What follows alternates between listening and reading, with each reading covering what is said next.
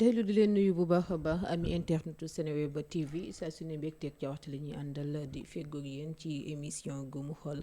tey maa ngi dalal suñu papa Abdoul Aziz Seye donc dama koy nuyu ba ko mu nuyanteeg yéen ñu cofal leen tuuti ci waxtaan wi laata ñu siy xuus papa Abdoul Aziz kontaan nañu bu baax a baax si invitation bi nga xamante ni wuyu si nga ko ci Seneweb rawatina émission Gumu Xol ñu bàyyi la nga nuyu ak ñi lay seetaan waxtu wi temb. Salaamaaleykum mbokku internaute yu Seneweb man la Abdoul Aziz Seye et te kontaan naa trop ci lii xam ne dañ ma woo tey ci Seneweb pour que ma waxtaane sama doom. macha allah donc nuyoo baa ngi noonu pour nga waxtaanee sa doom Ibrahima Seye ñu gën ko xam ci tur bi Imam Seye yaakaar naa ñu bëri danañ dégg tur bi par rapport ak information yi ñu si doon faral di jàllale si yenn journaux yeeg yi ni mel donc ñu teewoon ko ci mbirum apologie de terrorisme mu nekkoon jàngalekat ca diwaanu Kolda nga dikkaatal ñu ci fee yi mbir mi naka la demee woon. mbir mi daal c'est quelque chose de très simple dafa am benn xaritam boo xam ne je ne veux pas citer de nom et dans cette histoire là kenn rek laay citer ji noom muy Imam Ndao parce que dafa am loo xam ne daf ko defal suma doom. ok mais bu dul loolu je ne citerai personne. d'accord. le problème mooy dafa nekk ak ay nit université de Saint-Louis. parce que dans son cursus yàlla daf ko defal ça n'a pas traîné ba mu dem université. ok inchallah. ndax je me suis investi pour ce fils là parce que moo doon suma taaw ak sama jabar bi xam ne moom laa nekkal ba tey. d'accord. dem naa ba ñu dàq ma liggéey may bokk ak moom ay yére muy dem bi mu demee lycée je lui ai dit Ibrahima parce que boobu j'avais perdu mon travail je lui ai dit Ibrahima mu ne oui ma ne ko sois tout le temps le premier de ta classe et tu seras l'un des élèves les plus considérés parce que ñi am alal di ñëw sax dinañ ne ah man kat kii kat c'est un intellectuel kii kat yàlla ku yàlla may la te dinañ bëgg a nekk sa xarit donc alors que ça quand je l'ai fait moom aussi mu déggal ma. il est arrivé que même bi mu jógee CS Wakam di jànge au lycée à Mermoz il est arrivé que aw ma sax paas bu ma ko jox. pour muy jàngi. pour mu jàngi daf daan dox bu ñëwee ci daal suma table de chevet bu gisee paas jël dem bu gisul paas day dox dem Mermoz te ci boobu il y avait que des champs à Wakam entre Wakam et Mermoz si la daan jaar dox ba un jour il a fallu être mordu par un serpent ci lépp bëgg jàngam ak ni xam ne noonu laa ko téye di ko wax pour que mu def tout pour réussir. li nga ko sas. waaw sas bi ma ko sas ça mu tenir ko en considération tellement que mu def ci li mu mën lépp ba yàlla def ko ni mu ko def et un jour il me dit papa mu daan ne ma tu sais que je vais bon avant loolu bon ma di ci ni mu jàngee boobu mooy jàngu tubaab bi mais jàngu alxuraan bi mu ngi ko commencé ci benn nit boo xam ne sang bi Seyni Gueye la doon àndal góor gi Seyni Gueye muy Abdou Ndiaye mu jàngal ko mu jóge fa dem ci Njàmbe Pen imam Njàmbe Pen mooy imam bi xam ne moo nekk mosquée de la divinité mu jàngal ko mu jóge fa ñëw suma grand frère imam Assane Seye mu jàngal ko alors quand il est parti à l'université bi mu waree def licence am mu ne ma papa mu ne mu daal ne ma non damay ouverture des classes d'ailleurs ça a été la plus grande peur de ma vie. Pourquoi? mu ne ma papa damay dem Mauritanie. J'avais tellement peur que je lui ai dit mais fan mooy Mauritanie duma jàngi ren ma ne ko tu vas faire une année sabbatique alors d'ailleurs il n'a pas aimé le nom sabbatique mu ne ma parce que papa boo xamoon année sabbatique loolu fi mu jógee ma ne ko kii Ibrahima xam nga ne man je suis autodidacte maa la gën a xam fu mu jógee te yow xam nga loolu mu rey ne wax nga dëgg de donc ma ne ko mais looy defi Mauritanie mu ne ma damay yokk suma diine damay yokk suma njàngu alxuraan te il devait faire sa licence bon man aussi damay yokk sama alxuraan damay yokk sama diine parce que ndekete boobu à l'université de Saint-Louis il y a beaucoup d'étudiants yoo xam ne fa lañ daan jóge di dem foofu ci sëriñ boobu en Mauritanie di fa jàng. di fa jàng wàllum diine. di fa jàng wàllu diine. d'accord te bon après j'étais content parce que ñu yaakaar am na ñu bari ñoo xam ne jaar nañ Mauritanie jàngi. D'ailleurs dans son jugement le juge lui a demandé pourquoi ngay jàng ji Mauritanie te jànguloo fii li ngay jàng mënoo ko jàng Sénégal. Il a rigolé te loolu yëpp mu def ko jaar fa. bi mu jógee année boobu jàngul année ba ca tegu mu def sa licence mu am ko. D'accord. Après sa licence il a fait une autre année mu ne ma papa j'arrête les études ma ne ko mais toi yow qu'est-ce qui se passe déjà yow dans tes études am na foo xam ne yaa ngi commencé di jël sa benn indépendance benn bi et ça j'aime pas ça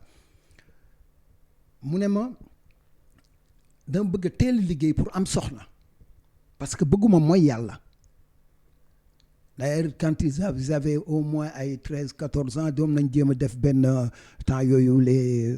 24 décembre c'était la fête partout au Sénégal dans les maisons yooyu yëpp bañ ko essayer sax dafa échoué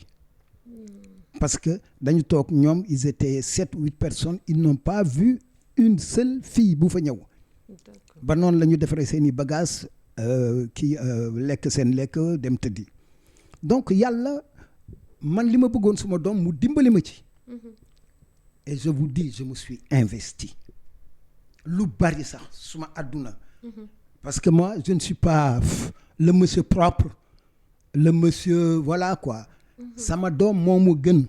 te loolu laa doon ñaan yàlla ci àdduna sama dem ba suma doom gëm ma mu gën ma foofu donc loolu liggéey boobu rek laa doon def ci moom bi ma ne ko tu commences à être indépendant te man j'aime pas ça qu'est-ce qui se passe parce qu'il est hyper intelligent je lui avais dit il a arrêté les séries il n'a pas voulu faire les séries scientifiques pour jàng gaaw jàng boo xam ne dina liggéey boo xam ne du lekk riba liggéey boo xam ne du mën a jàpp ay nit ay tous les corps de métier yi xam ne da ngay kii nit ñi il n'a jamais voulu les faire mu ne ma damay dem enseignement ma ne ko mais boo laatee dem enseignement il faut que tu fasses l'examen mu ne ma non am na lu bees lu xew léegi loo xam ne noonu la ñuy defee pour dugg dans l'enseignement ma ne ko ok y a pas de souci ouverture des classes di pare ñëw mu ne papa utal ma passe dama bëgg dem Kolda mais Kolda il allait rejoindre son ami l'ami bi xam ne moo ko enregistré boole ko xarit boobu moo tax tey kon natt gu ko dal mu dal. mais oui. D'accord. Moi je suis sûr qu'il n'est pas heureux aujourd'hui parce que quand là je parle de l'histoire je parle de cet individu là kii xam ne moo indi lii yépp moom la fekk ci Kolda. moom la fekk ci Kolda bi mu demee fekk ko Kolda bi ñu leen di jël moom il est même venu en retard avec d'autres jeunes yoo xam ne ils étaient venus des régions et tout mais il y a un monsieur qui était là-bas man dama fàtte tur bi parce que bi ma demee Kolda daan ko seeti gis naa ko. D'accord. mu bàyyi ba ñuy dem mu ne yow kaay mu oo ko mu ñëw mu ne ko yow dinaa la dimbali mu daan ne ko ah bon mu ne ko waaw kaay dugal ko ci biir bon noonu lañ ko jëlee. mu fay jàngale. mu commencé année bi ci tegu la commencé di jàngale. D'accord. Au lycée Moussa Molo Baldé xaw ma nan Baldé en tout cas c'est le lycée de Kolda. Parce qu'il a fait géographie pour aller trop vite très vite mën a génn na ma après damay takk soxna nangam. Ok. noonu la génne foofu mu takk ci première année yi rek à Kolda mu takk soxna. géographie la fa doon jàngale. waaw il était prof d'histo-géo. histoire géographie. waaw mais en même temps. les gens yi xam ne ñu nekk foofu ils lui ont fait confiance. parce que xam nañ li mu jàng ak et puis xam nañ ko. ñu def ko imam. ca Kolda ba tey ca Kolda. D'accord. donc bi ñu ko defee imam. vraiment ces gens-là je les remercie au passage parce que ñoom ñëpp fi mu nekk nii avec tous les gens qu'ils connaissent parce que aussi au temps où Bachir était imam à Gaston Berger moom aussi il lui arrivait mu di fa jiite donc am na ñu ko xam ñu bari d'accord noonu la nekkee nekk foofu ba à un moment donné il y a eu des problèmes waa ji commencé il était devenu jaloux xarit bi te xarit boobu je vais vous faire une révélation il est venu chez moi Ibrahima ne ko demal boobu moom mu wax ne bëggul jigéenu Kolda moi je vais tout dire ah Ibrahima ne ko en tant que xarit bëggoo jigéenu Kolda mu ne ko waaw mu ne ko léegi da ngay dem suñu kër j'ai des sœurs nga xool ki nga ci bëgg nga wax ci ak sama papa moom il est radical tu viens tu lui dis il le fait c'est comme ça que mu ñëw sama kër il a fait defe naa 2 jours là-bas à peu près bon ñu waxtaan tout ça ndekete suma benn doom la bëggoon mu wax ko Ibrahima loolu la ko waxoon d'accord bi mu ko waxee léegi nag mu ñëw fa 2 jours mais bi mu demee sama doom bi ne ma vraiment papa man vraiment mënuma sëy ak kii parce que dafa ñëw foofu muuru def ay affaires yooyu pour wane ne c'est un bon musulman tout ça quoi donc mais sama doom bi ne bëggul d'accord et alhamdulillahi rabbil alamin bu doon par exemple léegi mu ngi ko takkoon ba lii tamit am mboon musiba lay doom ci ñun mais cet individu là moo ñëw par jalousie mu ñëw ci kii bi ci comment dirais-je ci jàkk bi bu Ibrahima di jiite waaw bu muy jiitee muy def xutba loolu xutba la woon à Dakar moi j'étais à Dakar mais moom il était à Kolda mais kan moo deful xutba ci Charlie Hebdo au Sénégal dans toutes les mosquées du Sénégal dans les radios dans les télévisions ñëpp on parlait du président de la République li mu dem defi marche Charlie Hebdo bi d'accord marche boobu nag la décrier et ci biir xutba bi mais quand même malgré qu'il soit un intellectuel c'est un religieux il a tapé sur la table mu wax ne lii lu ñaaw la président yu bari sax en Afrique demuñu moom muy dem di représenter un pays boo xam ne à 90% on dit même plus de 90% de musulmans d'accord léegi nag ci loolu nag la ko le jeune là enregistré ko et puis il attendait le moment opportun pour pouvoir donner cet enregistrement là donc da ko enregistré ba pare daal di koy garder ko ok garder ko ay weer alors à un moment donné mu commencé indi affaire u clan par rapport à benn jàkk bu nekk au lycée te jàkk boobu ñoom waa lycée bi fa la ñuy jullee commencé di ko kii quoi pour jiite quoi donc ñu nekk ci di indi problème am na il m'a dit qu'un jour même moom dafa commencé allahu akbar am ñu nekk ci gannaawam moom mu taxaw fële mook un de ses amis là ñu ne allahu akbar am ñu toog ko seen gannaaw parce qu'il y a une chose que les Sénégalais doivent savoir le problème des ibadou comme on le dit il y a un moment génération je parle de la génération à Ibrahima dafa am moment boo xam ne au temps de Ablaye Wade il se disait excusez-moi du président Ablaye Wade dañ daan wax ne le président de la République amir la ñii ne du amir d'ailleurs loolu dafa mujj ñu di ko xuloo ba mu éclater seen mouvement bi amir la du amir d'ailleurs lui il a perdu des amis à cause de ça donc loolu dafa jouer même dans leur vie mais bi ñu demee ba commencer di nekk ay mag di xàmmee parce que xam nga nit ñi lu ñuy soor a dugg rek dañ ciy dem ak doole mais au fil du temps ñu commencé nag di assagiru di comprendre ne ça c'était une grosse connerie par rapport à lan ay nit ñoo xam ne ñëpp ay jullit lañu Ablaye Wade amir la Ablaye Wade du amir loolu warul doon un problème donc waaye boobu bi mu jëlee enregistrement bi ci problème yooyu doon am ci jàkka beeg yooyu il s'est dit bon ce gars là il faut que ma détruire ko benn yoon bu jeex c'est là qu'il est parti. Bon, je sais pas si c'est mu ngi commencé par je sais pas la gendarmerie ou la police le préfet ou le gouverneur des trucs comme ça. yóbbu enregistrement bi. bi mu yóbboo enregistrement bi ñooñu commencé nag nekk ci problème boobu. noonu lañ ko arrêté. on l'arrête yóbbu ko prison bu Kolda. bi ñu ko yóbboo prison bu Kolda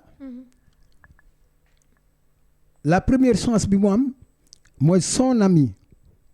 bi xam ne moo doon jàngandoo nekkandoo benn école camp boobu ñu ngi woon primaire cet ami là dañ ko fa andi rek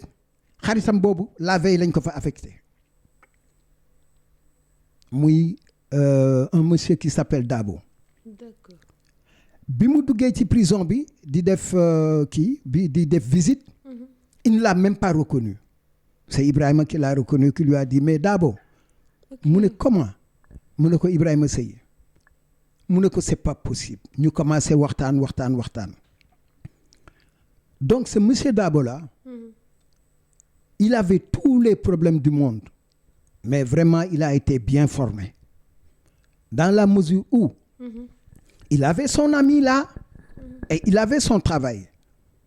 Il fallait qu'il fasse son travail et il fallait que mu toppatoo xaritam. Donc ça, il l'a vraiment bien fait. Ça a été dur nag. Parce que Ibrahima est un maniaque. Dafa set ba mu ëpp. Ay pot moo amoon foofu dans ce qu'il m'a dit pot pour def gaanuwaay. Donc il a vécu ça. Pour quelqu'un boo xam ne dafa set quelqu'un boo xam ne c'est un imam mais loolu moo amoon Kolda de Kolda le président de la République est parti en France bi mu demee France les journalistes commencé di ko poser ay questions parce que bon c'était la mode le terrorisme tout le monde parlait de terrorisme. Bon journaliste yi laaj ko ne ko mais laaj ko par rapport au terrorisme mu wax ba pare d'ailleurs ne voilà il y a un imam de quartier bu ñu arrêté woon d'ailleurs ñu ngi ko tëj 1 an dafa tuuti là je vais voir les voies et moyens pour faire appel. moom Macky Sall. moom le président de la République. léegi ba en un certain moment moi je pouvais pas croire que quand même le président va faire ça mais il l'a fait ma ñëw rek jour bi mu war a génn pourquoi jour bi li tax mu nekk sama bopp mooy jour bi Saddam Hussein dee ça ne peut pas mënul génn sama bopp. jour Tamxarit ñu oo ko xamul sax luñ koy doyee et il pouvait pas il m'a pas averti parce que xamul luñ koy doyee. D'accord. Il a fallu que benn garde pénitentiaire moo ma oo ne ma papa Ibrahima kat dañ ko au tribunal ma ne bon nag boo demee modalité yenn yi lay def peut-être pour génn je suis parti au tribunal. laaj ko ñu ne ma demal ci kii bi ma dem ci suuf laaj ko ñu ne ma mu ngi ci kaw wax ma benn numéro comment dirais-je encore salle. Je viens je le trouve dans le box mu toog ak ñeneen ma ne laa ilaha illallah Macky Sall def na la mu waxoon ma ne vraiment j'ai pas de chance parce que man li ma daj pour que le président de la République mu gagné nekk président de la République et tout Wakam le sait maag Djibril Ndoye Thié ñoo doon ànd l'ancien maire de Wakam toute la campagne même les gens d'APR de l'APR bu mën nañ ma témoigner dañ ci nekk ba xam ne vraiment quand il a eu la victoire on était tout heureux comme des gosses. Bile Gassama président xam na ko te ñoo daan ànd di def ji campagne donc loolu je l'ai fait pour le président de la République pour qu'il soit président de la République mais li wolof di wax rek yenn saa yi di nga xëccu dara ndekete sa musiba la ndeke la may reyante pour que Macky Sall soit président de la République lii la may andil. D'accord. Là ma xool ba mu yàgg ma ne lii daal yàlla la yàlla daf ma defal ndëkk loolu dama ciy sant yàlla bu baax je suis quelqu'un man dama def suma bopp ne y a pas de problème y a que des solutions. Et que kenn nekk fi yàlla moo fi nekk. Alors j'ai crié parce que dama dem ba manatuma cette histoire là les gens pensent que c'est récent que Ibrahima am ay problème non. Des membres de ma famille m'ont aidé à un moment donné. Mais c'est juste quand il a commencé à avoir ce problème-là. mu def fan il a fait. boobu ba mu génnee ci prison bi la. waaw bi mu génnee ci prison bi quelque temps. Et je vais vous dire une chose j'avais dit que je vais parler de l'imam Ndao. waaw yaa ngi wax au début ne dafa am lu mu defal Ibrahima.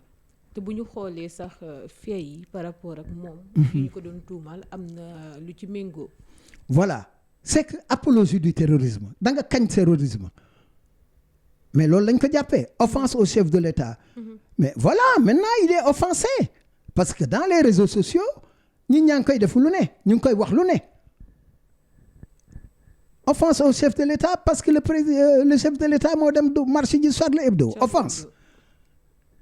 ñii liñ leen def ñoom ñoo ñu tooñ parce que ñoo jël suñu sëriñ suñu yonent bi sallallahu alayhi wa sallam di ko caricaturer nga dénoncer loolu mooy la deuxième chose nga ne apologie du terrorisme offense au chef de l'État ci kàddu yooyu te loolu yëpp mu ngi ko def ci biir xutba. D'accord. waaw léegi nag imaam waratul xutba imaam lu muy xutba lu dul actualité bu mënul xutba actualité c'est pour que les gens prennent conscience xutba loolu lay jëriñ. Que les gens fassent attention c'est ce qu'il a fait. D'accord. Et c'est pour ça qu'il est allé en prison. D'accord. En prison il m'a dit que la première fois je l'ai dit wax naa ko ci benn interview il m'a dit papa est-ce que bu xam nga ne bu ma la waxoon liñ ma def ci prison bi yépp defe naa ne yow dafay yàq sa àdduna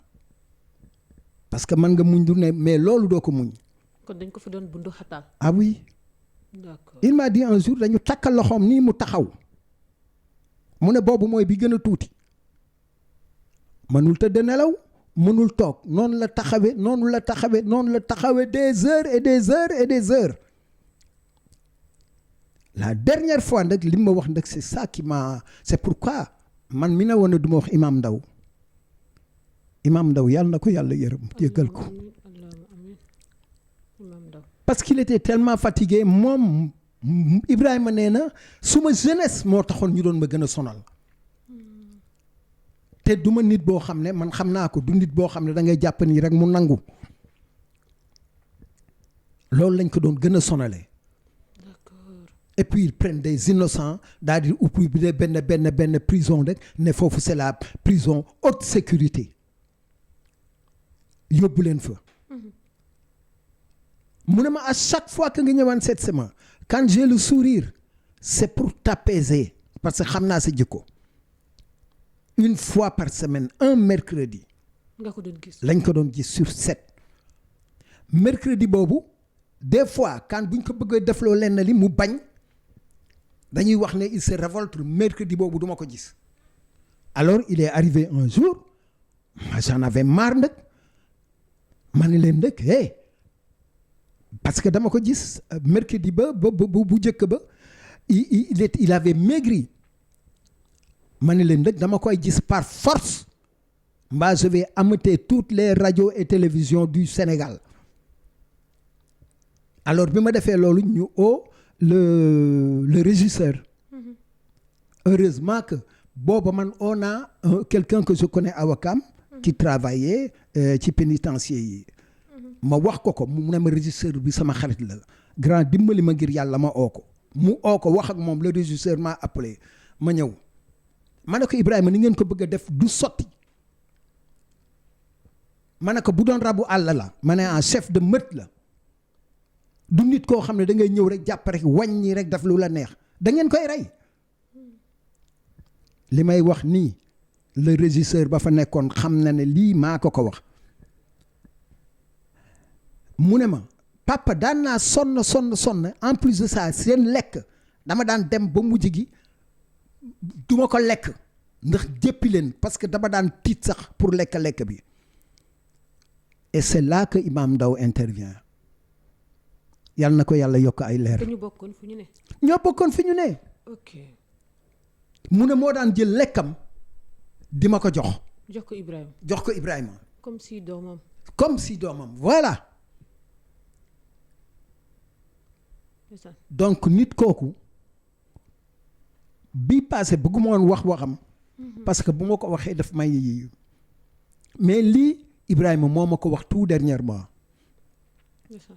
donc c'est ce qu'il a vécu dans cette prison là. nee na ma def na dund naa fa loo xam ne maak yàlla rek ko xam te lépp mënuma la ko wax. Imam Ndao liñ ko daan def dañ ko daan def mais man puisque j'étais plus jeune man lañ doon gën a sonal te man aussi dama doon bañ mu ne ma ba léegi duma la wax lépp. te teewul Imam Ndao mi ngi ko doon assister. mais mu ngi ko doon assister parce que bu lekku prison bi moom mu jël lekkam jox ko.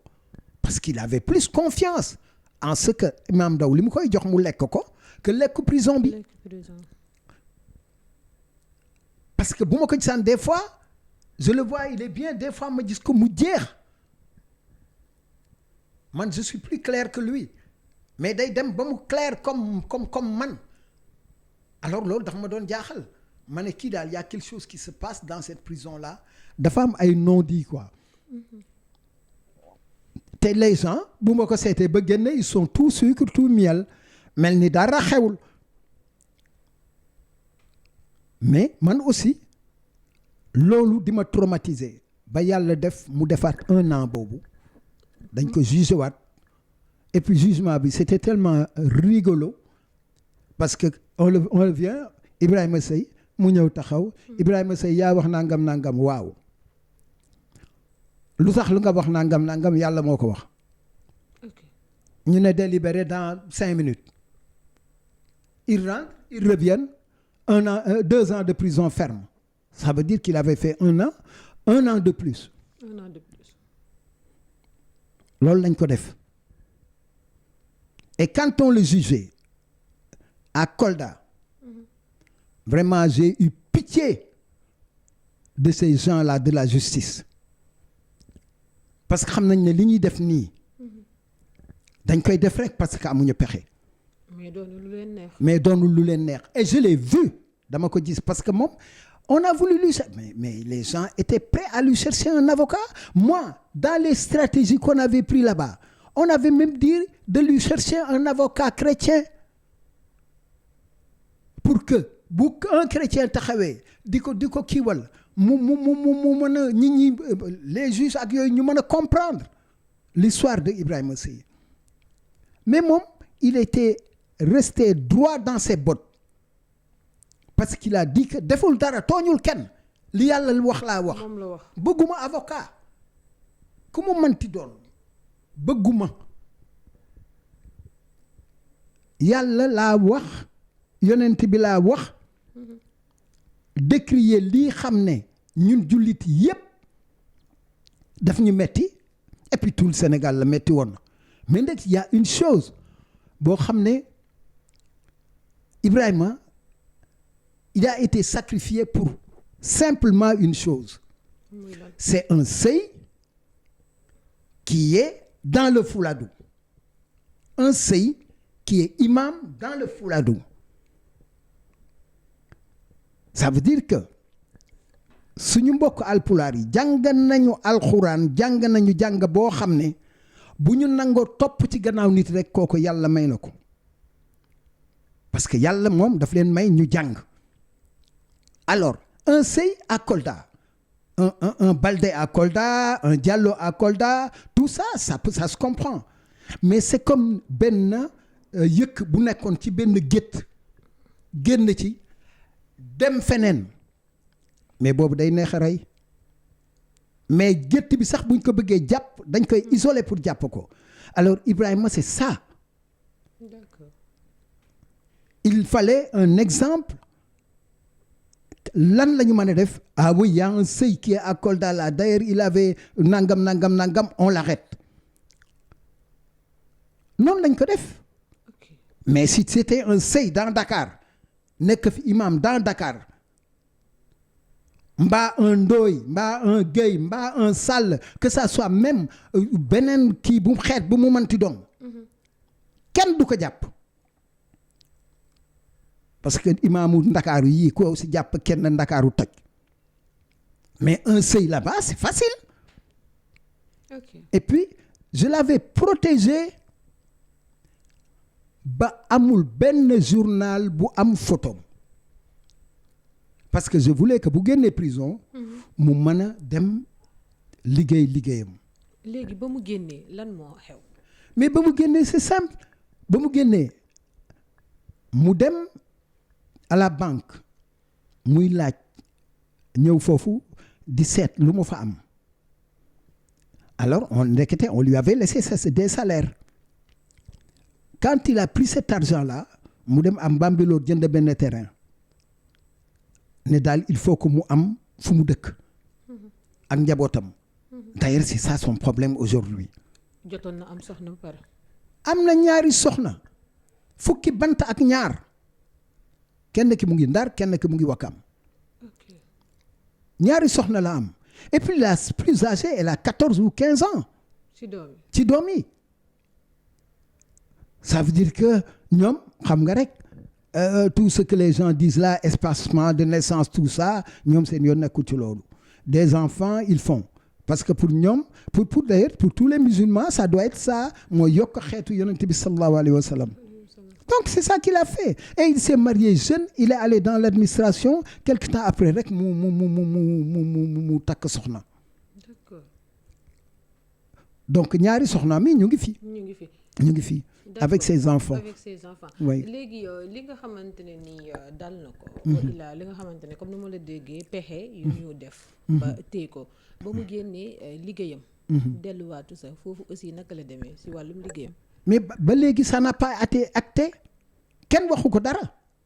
il est resté comme ça bi mu génnee il est reparti à Kolda bi mu delloo Kolda il est parti au lycée ay fan mais jusqu'à un moment le proviseur lui a dit bon Sey tu restes chez toi après dinaa la oo mu ñëw toog këram ba mu yàgg mu ne non mais man du ma nekk fii toog fii rek defuma fi dara alors il est revenu à Wakam bi mu ñëwaatee Wakam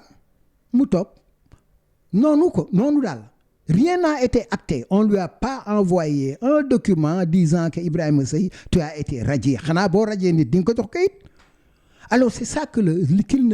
moi je ne comprends pas jusqu'à présent loolu amul moom daal dem na à la banque pour prendre son salaire il l'a pris quelques mois bi mu génnee mais booba mu ngi espérer retrouver son travail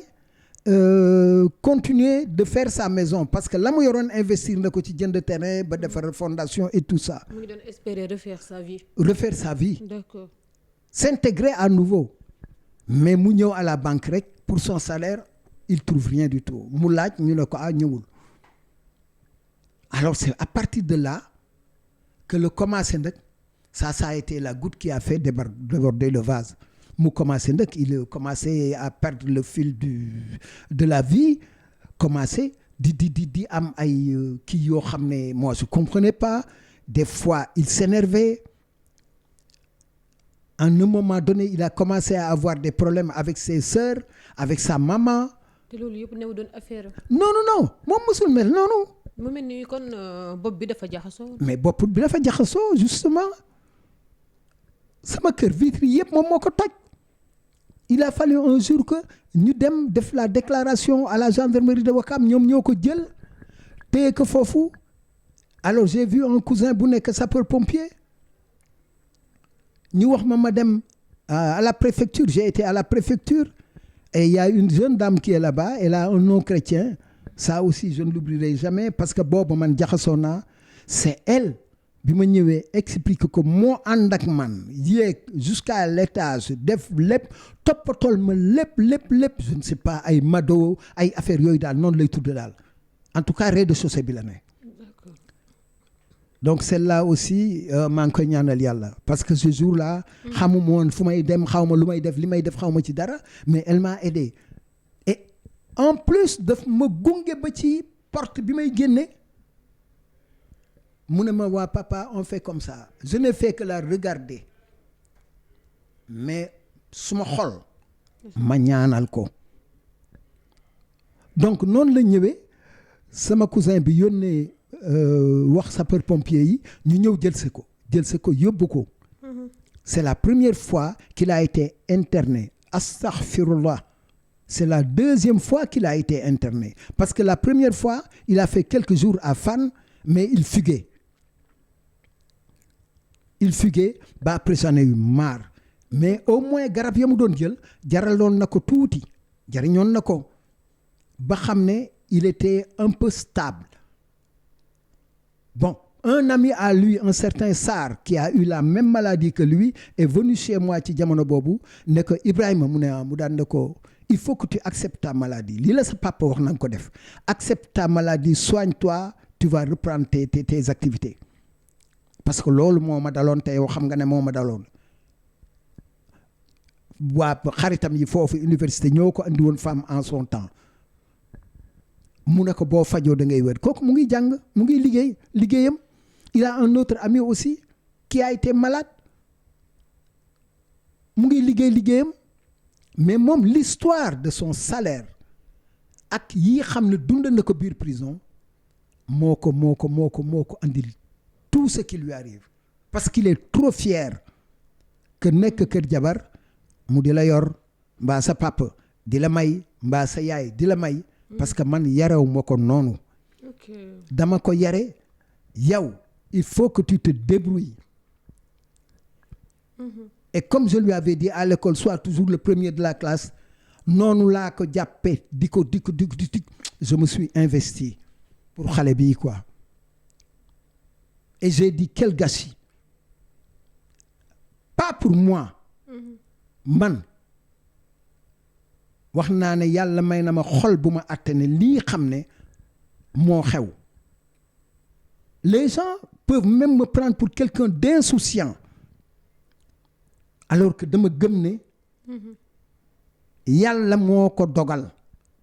nga yonent yi ay nattu yi ñu am yépp ci àdduna nitu yàlla bu nekk ci àdduna di nga am ay nattu. Man ma xoole ko rek yonent yi ak nit ñu baax ñii nekkoon fii Sénégal ma ne lii pour nit koo xam ne diine ngay liggéeyal faw yàlla nattu la. Foofu laa ko teg noppaliku. D'accord. Mais di jéem nag di faj bi mu jógee Fann après il a quelque temps après mu kiiwaat mu commencé waat il était devenu violent toj verre yi kër ga nit koo xam ne musuma ko dégg muy saaga ay ndey sama jabar tiit parce que boobu ñu ngi doon préparer defe naa mariage une de mes filles sama jabar tiit ñoom ñu daw dem gendarmerie expliquer problème bi ma oo sama cousin boobu mu ñëw bi mu ñëwee ñu toppatoo mooy deuxième fois bi mu internet ñu yóbbu ko à truc comment ça s'appelle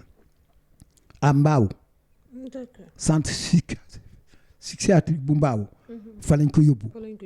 ñu yóbbu ko fa. Il a fait 1 mois et poussière mais boobu fay ak lii xam ne par exemple am na ñu ma ko dimbalee mais mënatuma mais quand même ba mu fay génn macha allah parce que il a eu la chance de trouver une femme bu nekkoon foofu benn médecin d'ailleurs moom ibaadu la bon day muuru parce que kuy muuru rek doo ibaadu day muuru mais kooku elle arrivait à communiquer avec lui. D'accord. kooku moo ko dimbali ba muy accepter di faju def fa 1 mois et quelque bi mu ko defee bi mu génnee mais il recommençait à saluer les gens tout ça Ibrahima était un homme affable da daan nuyoo waxtaan ku bàjjen tante ndijaay ku mu romb il faut que mu di mon frère loolu la xam. D'accord.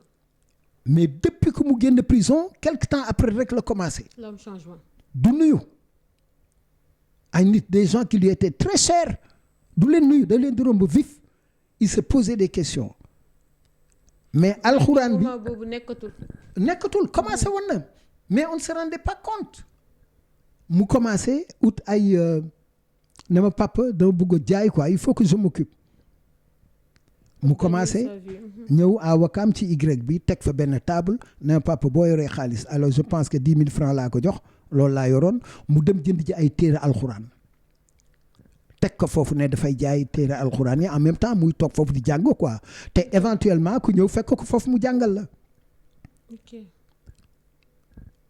foofu ci kanamu kër tonton Diego Dieng d'ailleurs il est décédé il y a pas longtemps yàlla na ko yàlla yërëm jéggal ko barke yonent bi sallallahu alayhi wa sallam foofu la doon toog.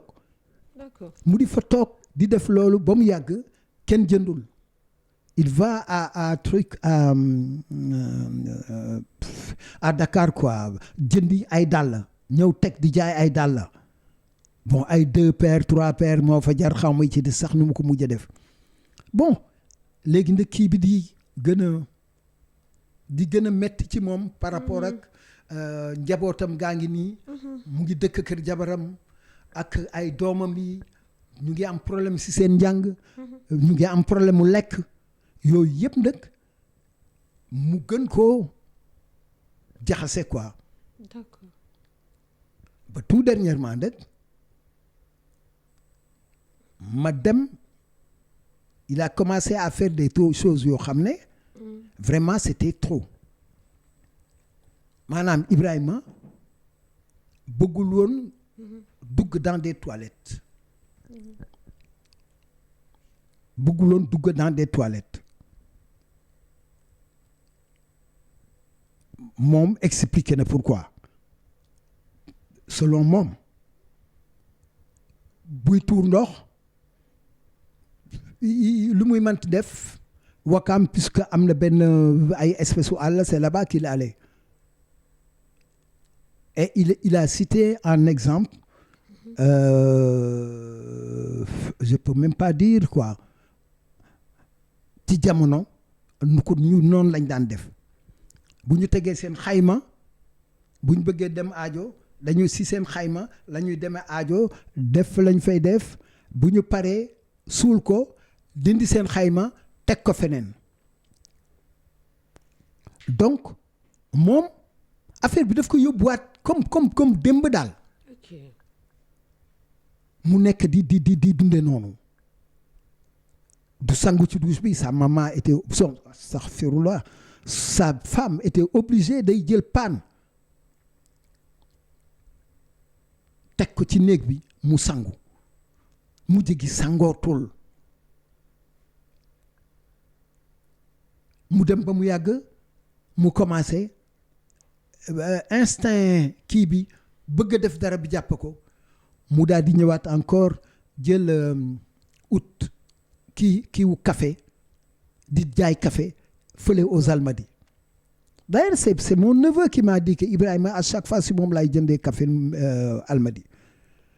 mais la ma ko waxoon ne ko Ibrahima tu es devenu bipolaire fan yii la ne ma le professeur parce que y a les médecins ñoo ko jëkk a jël en main mu ne ma papa day la nga ma waxoon tu as eu raison sur moi ma ne ko quoi mu ne ma le professeur m'a dit que j'étais bipolaire mu ne ma ne ko suma papa waxoon na ma ko mu ne ko sa papa mooy kan mu ne ko suma papa du kenn mais moom xam na loolu donc ça veut dire que dafay mel ni ba mu yàgg rek boum mu soppeeku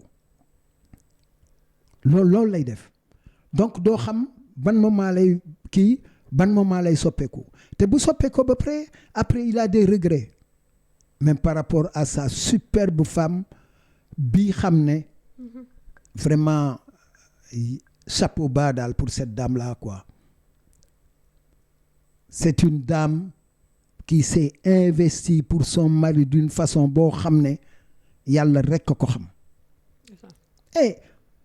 man bu ma ko waxee waxawuma ko pour xarab kenn dama ko wax parce que moo ko def nit ki li mu def boo ko waxalee yàlla nga waxal moo ko liggéey moo ko def moo tax ma di ko wax donc noonu lañ kiiwaat encore bi mu commencé di am ay problème je suis parti à la brigade astaghfirullah jabaram ak frère am ñoo dem brigade ne na pour mu génn parce que boobu am na moment boo xam ne il avait vécu chez un de mes neveux bu nekk à Noflay foofu la nekk na fa quelques jours mais bu mu ñëwee mu changé waat ñoom ñu ne nag sa femme a commencé à avoir peur ñu ne pour ma jël si ko pour ne ko demal nga dem Noflay nga toog foofu en attendant que ñu chercher solution pour foo dëkk il n'a pas accepté là je ne savais plus que faire maa ngi kër jàmbur ma ne ko Ibrahima wax naa li ma mën a wax man maa ngi dem c'est foofu laa demee te frère jabar ji mu ngi koy wax ne ko sa papa moo fi taxaw mais buy dem di nga génn suñu kër par force la femme n'était plus en sécurité parce qu'il l'a menacé léegi bi ma génnee nag dem le frère génne ko mu ñëw suñu kër dans la famille dans la maison familiale une chambre boo xam ne sama frère moo fa dëkkoon suma grand frère mais sama grand frère ba mu fay dëkk chambre bi deful dara mais bi mu feebaree bi mu gaañoo quelque temps après rek dal bi xolleeku rek wàcc moom nag mu ne nag il peut pas rester dans la rue te booba sama kër moo xale yu jigéen yi loolu catastrophe la parce que nee na jigéen ñoo chef kër gi ça c'est dans son entendement parce que moom je lui avais dit Ibrahima yaa ngi jël responsabilité takk jabar mais jabar bii nga takk nii loo yor loo am yore ko bu ma jox dara parce que bëgguma ëllëg muy am lu ko metti ci seen sëy même quand il a reçu de l'argent bi mu génnee prison yooyu mais je vous dis c'est des millions mais il m'a donné 50 000 francs et j'étais tout heureux te xam naa li mu yoroon ci xaalis parce que boobu moom xelam mu ngi nekk ci wut këram et ça je l'ai compris donc noonu laa ko yaree léegi nag noonu laa demee nag gendarmerie ñoom ñu dem gendarmerie oo ma ñëw j'ai même bi may génne gendarmerie maa ngi ree parce que bi ma ñëwee ñu oo ma ñëw sans convocation je me suis dit y a pas de souci naa dem rek ma dem ñu ne ma bon voilà sa affaire doom bi lañ lay wax nangam boo toogee fii ba mu def fi dara rey fi nit yooyu yëpp sa responsabilité la attendez quoi man ma mel ni koo xam ne jànguloo di xamoo àddina xamoo la ma ne j'ai tout fait pour xam lu bari ci àdduna je suis autodidacte lu bari xam naa ko grâce à Dieu parce que ce que j'ai pas réussi dans ma vie c'est ça que j'ai voulu que mon fils le réussisse dama bëgg sama doom gën ma te loolu la ma yàlla defal te sama doom bi jàppuñu ko parce que jaay na yàmba sàcc na agressé na def na lii dafa xutba ñu tëj ko mais j'ai dit loolu yàlla la mais terewul ma faj mais bi ma fajee ba xam ne amatuma doole faj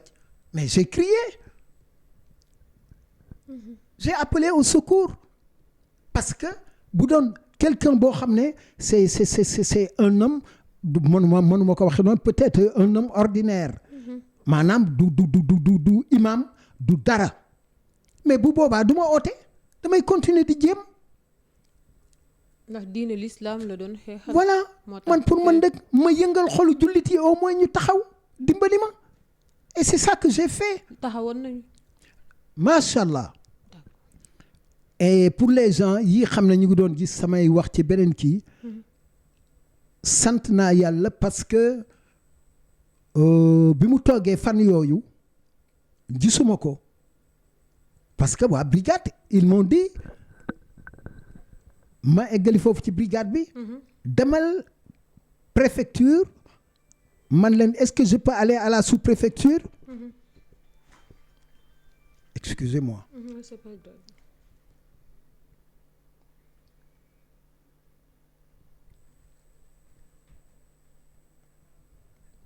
ñu daal ne ma mën naa dem sous préfecture ñu ne ma demal sous préfecture bi ma demee sous préfecture ñu jox ma un pli ne ma ko yóbbuwaat ko gendarmerie Ouakam fekk chef de brigade bi na man lu mu def yow tu seras responsable moi 71 ans quelqu'un qui a 43 ans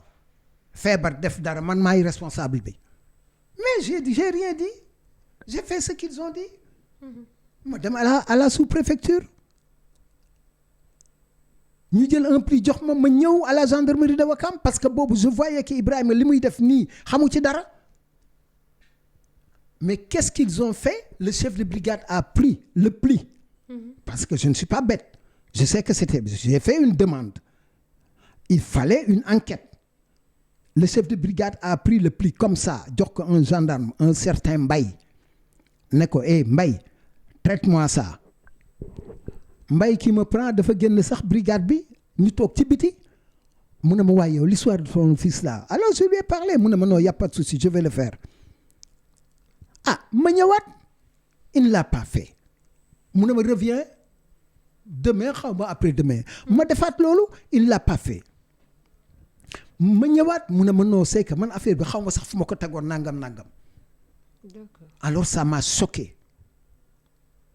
ma dellu à la sous-préfecture parce que la lettre bi ma fa dugal y a un numéro ma ñu jox ma ne leen il faut que ma am la preuve que j'ai été à la brigade de Ouakam ils m'ont donné ma jël denc mais ci fan yooyu li ma doon bañ moo am mu ñëw ci néeg boobu ne dafay dëkk ci néeg bi par force te néeg boobu nee naa ko woon mënoo ci dëkk parce que bëgguma loolu daanu sa kaw rey la mais mu ne daf ciy dëkk y a ma sœur qui habite là-bas mu andil ay problème sama sœur ba mujj gi amul lu muy def mu dajji bunte bi non dajjiwul bunte bi sax il a fait pire gaz bi mu doon defaree café la jël taal néeg bi alors ma ñëw su kër ma ñëw je suis sorti de chez moi may ñëw suñu kër tase bon voilà quoi on m'expliquait oui Ibrahima def na nii def na nii def na lii il y a des choses yoo xam ne j'ai pas besoin de les dire parce que j'ai dit ma famille paternelle man duma ko yàq jomb naa loolu il y a des gens qui m'en veulent mais ils m'en veulent pourquoi qu'est-ce que j'ai fait mais les gens protègent leurs enfants moi je ne protège pas mon enfant et j'ai dit dafa feebar ku ko fi rey mbaa nga gaañ ko da nga koy digaale ak man c'est ça que j'ai dit et là, pour ça ils m'en veulent et puis des gens de ma famille mais yàlla defal na ma nag man je suis petit mais suma bopp man naa yenu lu ne ci kattanu yàlla mais faalewuma leen ku ma nuyu bon c'est bon ku ma nuyuwul j'en ai rien à foutre et la vie continue. gannaaw loolu Ibrahima naka la defoon. par rapport à quoi. gannaaw ba mu defee loolu ba pare. bi mu defee loolu. c'est là que nag les gens c'est là que nag j'ai commencé parce que j'avais plus les moyens ma commencé yuuxu nag c'est là que j'ai été bon je sais pas si vous voulez que je cite la télé ou que je ne cite pas la télé parce que kooku moo ma conseillé j'ai été dans sa télé et sincèrement moo ma dimbali quoi. d'accord. mu ne ma da ngay wax ba ma ko waxee loolu sax xewul mais bi loolu xewee nag alors j'ai commencé à m'inquiéter ma daal di ñëw nag wax oo ko ne ko envoie-moi quelqu'un mu yónnee ma benn agent mu ñëw ma wax li xew et j'ai crié au secours ok. et j'ai dit man bu dee personnellement man l'expression que j'ai employée sax c'est pas l'expression qui sied mais tayuma ko dama ne man je suis quelqu'un d'heureux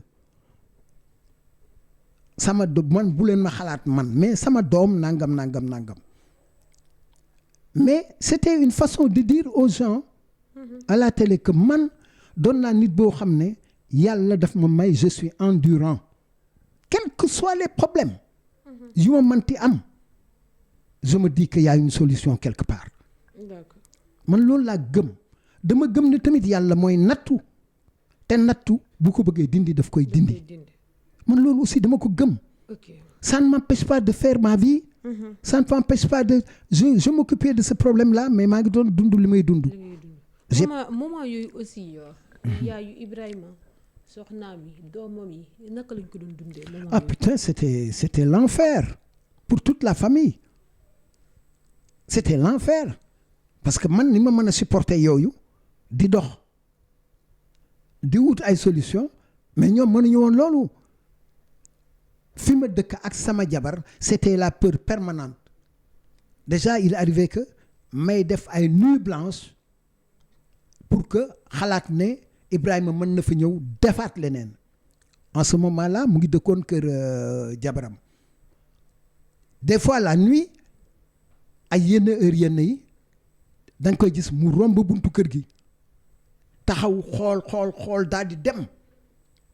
loolu yépp daf ko doon def donc violence bi nekkoon ci moom pour moi mën na taal kër gi mën na taal parce que sama kër au salon grille la tout ça pour nga taal dara sànni ko fa c'était facile donc moo yooyu yëpp maa ngi ko doon xalaat ñëw ubbi kër gi dugg fa def lu mu warul def ay yooyu yëpp maa ngi ko doon xalaat lu ne laa doon xalaat mais dama ko doon xalaat mais je me suis dit bon à un moment donné man non Ibrahima ne fera jamais ça du def loo xam ne dafay lor ak nit pour lor nit du ko def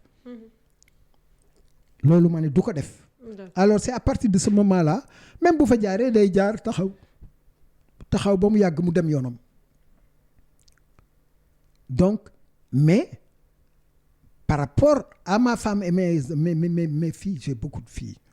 machallah dama am ay doom yu jigéen et puis en plus de ça il y a une de mes filles qui est divorcée qui est là-bas avec ses filles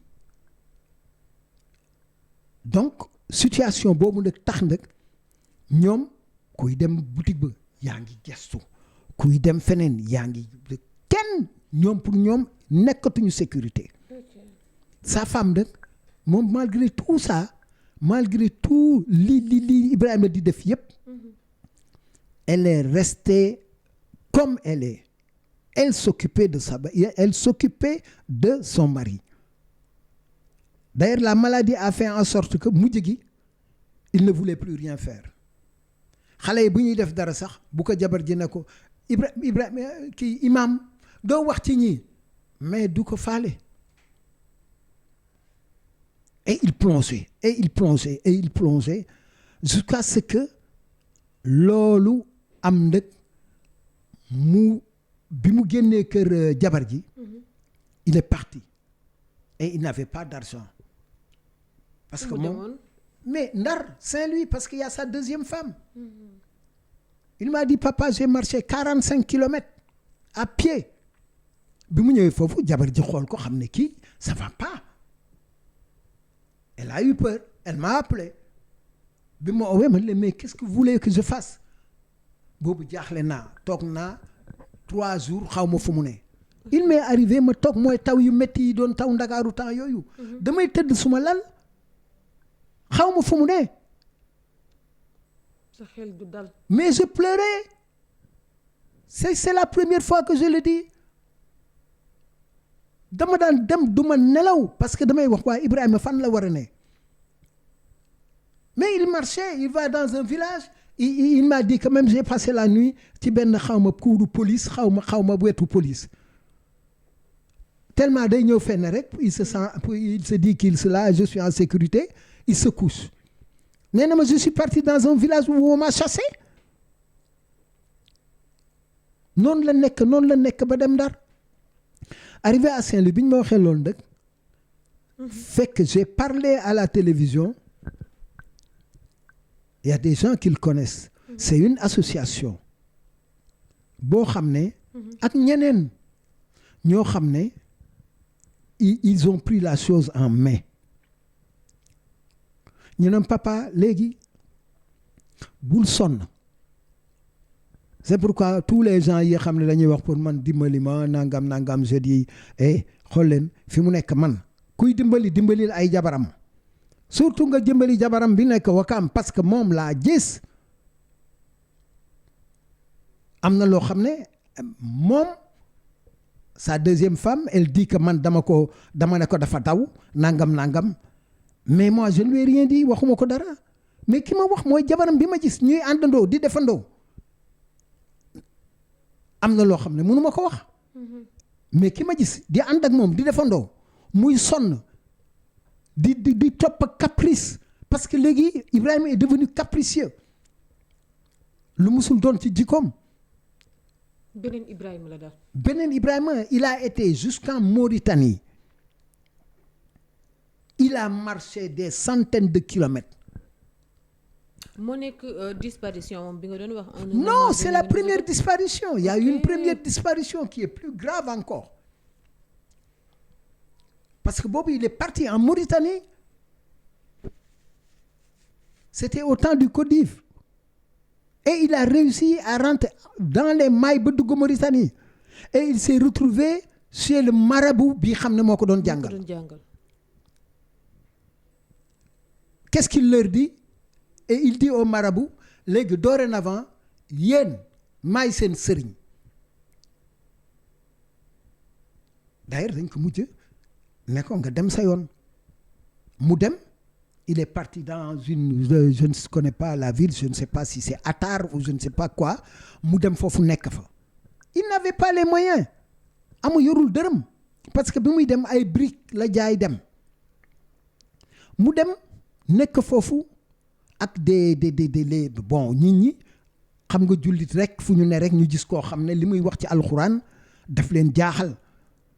ñu téye ko nag les bouchers yi nekk foofu adopté ko quoi d'ailleurs loolu ma doon lekk foofu il pense que jusqu'à présent loolu la war di lekk quoi ay ndawal rek parce que mais oui bouchers yi di ko téye di ko may ndawal muy lakk te moom yoonam new ci na jël quelque bant lakk lekk c'est pas son problème. donc fa la nekk ba benn bés mu am fa benn problème ak benn waay far tànk bi damm tànkam boobu dafa mus a damm parce il avait fait une fois boobu il n'était pas malade Kolda Dakar en moto donc au lieu que ba mu ñëwee mu dox li muy dox au lieu que mu fanaan noppalu tout ça il repartait à Kolda alors il a fait un accident vers Fatick. Voilà. Au passage, la famille la famille Diong à Kaolack, tonton Mass Diong ma di leen remercier parce que ñoom ñoo ko taxawu à Kaolack. À l'hôpital Baye Niass, je pense que c'est comme ça. Waaw ba mu jóge fa delluwaat Kolda xaalis ba ko yóbbu sax ñoom ñoo ko génne. waaw. donc bi mu demee foofu loolu mooy dammam bu njëkk bi muy retourné waat Kolda avec sa moto bés bi mu ñëwee dugal moto bi kër ga ma dugg ñëw fekk moto bi dama ne laa ilaaha illallah ay Ibrahima nee naa ko nëbbul andi ma moto bi Wakaam parce que nag mais même dans la religion musulmane cat dafa am fu mu jëlee moto bi Kolda la ko daawee ba Wakaam tout ça. Et puis il y a même pas 3 ou 4 jours il y a quelqu'un qui m'a dit que bés bi ma gisee Ibrahima mu andi moto Wakaam laa ne toj le na parce que cat baaxul quand tu excelles dans tout da ngay jéem a nëbbatu mais nëbbatu ba mu deful woon da jël lépp à la légère moo ko indi li ko tolof yi ko indi yëpp parce que ça n'a pas de sens quoi apologie du terrorisme offense au chef de l'État et voilà maintenant saaga yaa ngi fi am pagaay kenn mënu ci dara ñëpp la ñuy saaga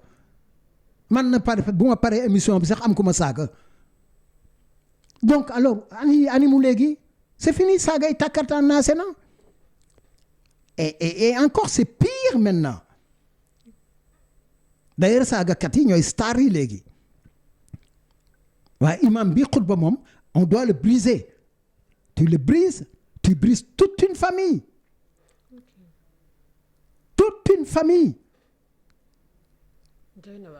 mais l'association là ñoo ko jël en main fi mu nekk pour te dire que pour jëlee ko Saint-Louis ils étaient obligés puisque bi muy jóge fii il était parti avec un palu man loolu sax moo doon son problème mais bañ na ma mu nga Ndar ma ne alhamdulilahi rabbil alamin y a quelqu'un ku nekk foofu Souleymane foofu la mujj ci moom kooku di naxanteeg moom di ànd ak moom ci seen tool yi foofu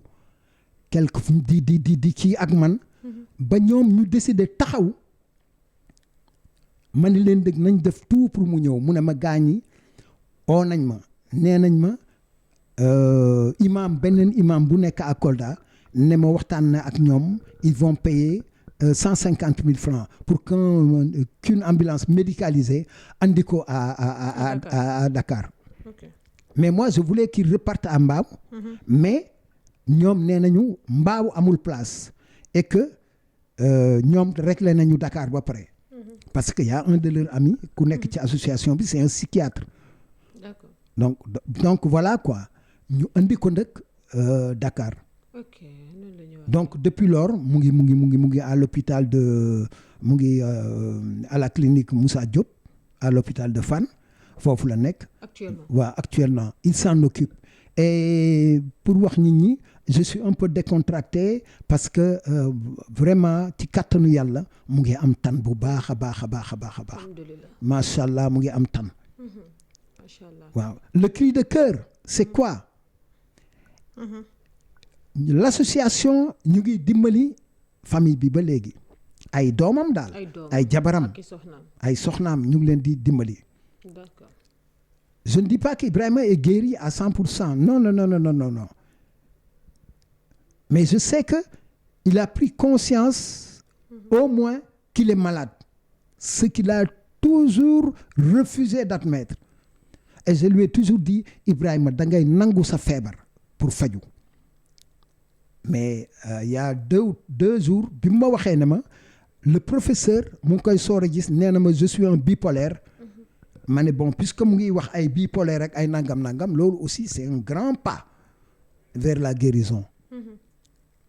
Génn na fi dem il y a 2 jours. dem fi terrain ba ne daf koy defari même bu fay def mbaar mu def fa mbaar dëkk fa mais il faut que mu am fu mu dëkk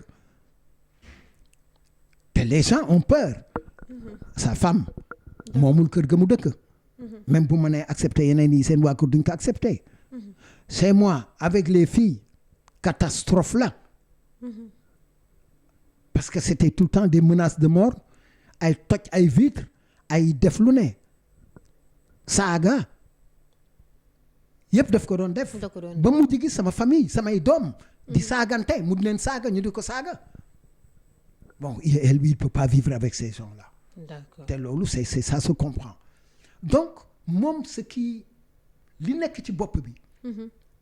D'ailleurs c'est ce qu'il m'a dit tout dernièrement la question bon léegi lan laa lay laaj papa ma ne mun ma bu ma génnee fu may dëkk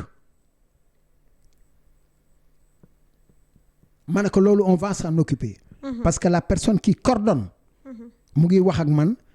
te nee na ma daal ñu ngi jéem a seet nu ñu koy dimbalee ba këram googu même buñ ko fay defal 2 pièces ñu defal ko fa. pour mu mun fa dëkk. waaw d'accord pour terminer histoire Ibrahima. lu ñu ci gën a yëg mooy sóobu gu mu sóobu si diine l'islam. ndax gis nañ ba tolof yi amee sax ne nga ma teg na table di jaay ay. téere alxuraan yooyu ak yi ni mel ba tey si wàllum diine gi tey boo gisee ndogal li le dal ko si xeexal diine l'islam ak xaritam bi nga xamante ne nii moo ko enregistré ba ndogal lii yëpp fekk ko si coono gi yëpp lor ay njabootam mën nañoo ne ban jàngat nga si def ak ban message nga siy lancé. mais j'ai 2 messages à lancer. julliti Sénégal laay wax. ñii di dimbali Ibrahima fi mu nekk ñu ngi def lu ñu mën vraiment même la pharmacie dañ ko fa utal en compte chaque fois ñoom ñooy def lépp chaque fois que bindal nañ ko ordonnance ils vont à la pharmacie boo ñëwee rek Ibrahima Seye ñu jox la nga dem donc ñooñu ñu ngi def lu ñu mën ñooñu nag yàlla laa leen di bàyyal parce que jullit lañu xam nañ ne ñoom en tant que musulman s'il y a quelqu'un benn jullit benn imam bu nekk ci situation yi dañ ko war a dimbali ñenn ñu ci bari xaritam lañu et puis ce qui est extraordinaire nga baal ma lii dama ko lii je tiens à le dire en un moment j'ai rien compris par rapport ak journaux yi nekk au Sénégal yi nga moment bi ñu ko arrêté il y a des gens yoo xam ne dans leurs journaux dañuy def benn photo nit bu nekk Boko Haram ba pare di wax imam Ibrahima Seye nangam ils n'ont jamais eu sa photo. ñu ne kooku mooy Ibrahima. ah ñu ne kooku mooy Ibrahima. ñu ne kooku mais quand tu prends à la une nga jël benn photo ku nekk Boko Haram ba pare ne imam Seye a été xawma lan ak lan. Mais la personne bi xam ne moom mais y a des gens il y a une amie à moi qui m'a dit yow sa doom bi kat wóorul kat ndax lii du moom photo ma ngi nii Allah j'ai pété un câble j'ai appelé un cousin boo xam ne ci organe de presse boobu la ne mën na ko waxal ces gens là s'ils n'arrêtent pas de matraquer mon fils comme ça je vais aller chercher un flingue je vais les trouver là-bas je vais les buter tous parce que man j'ai vécu que je sois en prison ou dans la tombe c'est du pareil au même. Il a été les voir et ces gens-là tu sais ce qu'ils ont fait le lendemain quand leur putain de je ne sais pas journal là est sorti ils me sortent quelqu'un ku sol sabadoor bu weex yor kurus. ñëwaat mooy Ibrahima. ne kooku mooy Ibrahima te il n'avait même pas sa photo. Tu te rends compte? Les gens yi nekk aussi dans les radios et les télévisions là di prêcher am na ñoo xam ne je les ai contactés avant que lii agsi fi mu agsi. Ils n'ont rien fait. Je ne vais pas citer des noms. Il y en a qui sont dans des ONG. Je les ai contactés. Ils n'ont rien fait. C'est pourquoi aujourd'hui, si je vois un de ces gens-là à la télévision muy wax ci affaire Ibrahima Seye je vais le trouver fu mu manti ne te dinaa ko wax li ma koy wax ou je vais porter plainte contre lui parce qu'ils n'ont jamais voulu rien faire pour lui. Ça je tenais à le dire. J'ai protégé mon fils ba kenn amul photo. Il y a quelqu'un qui a voulu faire du bien ñëw fa waxtaan fa poser ko ay questions waxtaan ak moom j'étais pas là-bas ba pare di ko photo.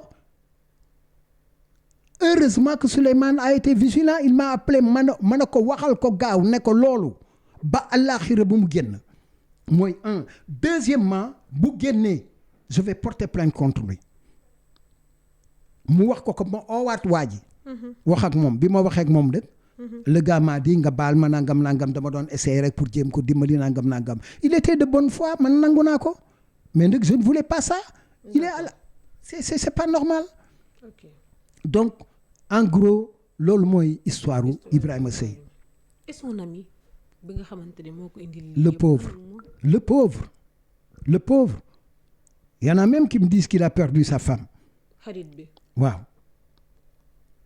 nee nañ ma dëkk ba mu dëkk kenn nawlootu ko et puis il y a quelqu'un qui m'a dit lépp sax mënuma la ko wax mais Dieu est juste waxoon naa ko benn nit benn mandikat ne ma Dieu n'est pas juste